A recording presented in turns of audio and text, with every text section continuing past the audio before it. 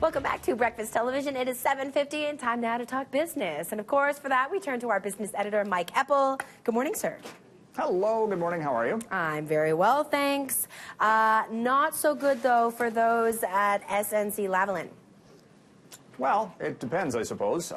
They've got the issues related to their legal problems out of the way after the guilty plea that was submitted by the company yesterday related to their business dealings in Libya. And of course, this has been a company that has been beset with problems from not just its legal woes, but also the political spectrum over the course of this year.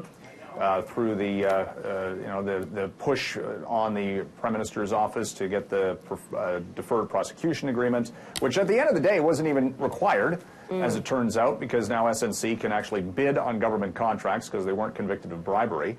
They will have to pay a $280 million fine spread out over 4 years, or 5 years, I guess, which for a company of that size. I mean, the numbers that they were paying the Libyan government to get contracts was $50 million. So, I mean, actually, the original estimate was around $800 million, so they got a better deal there as well.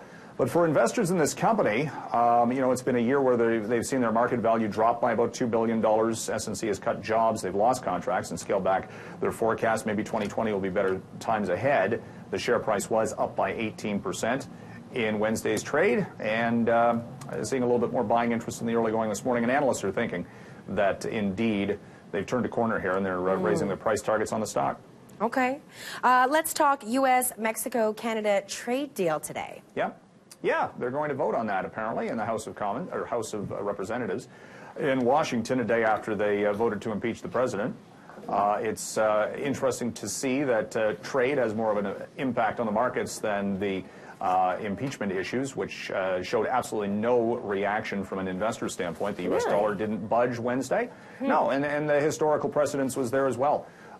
During the Nixon era, the market was down because the economy was in the doldrums in the early 70s, and during Bill Clinton's impeachment issues, the market soared because it was the dot-com bubble.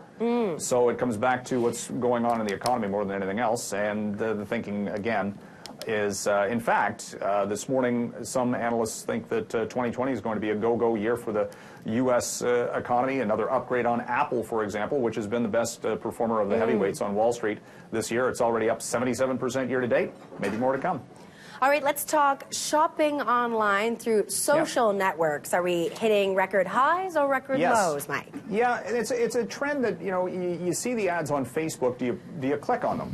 Or Instagram, or Twitter, or what have you. A new survey by PayPal indicates that, indeed, that's the way that a lot of Canadians are doing their Christmas shopping, clicking on those ads and buying things through e-commerce on social media platforms. So it's sort of top of mind, I suppose, rather than anything else.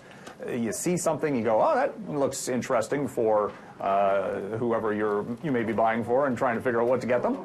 So that is a changing trend in e-commerce that we're seeing. It's just getting easier and easier every day to spend money. My problem is it's never as advertised. Do you shop online? Does it arrive the way it's supposed to?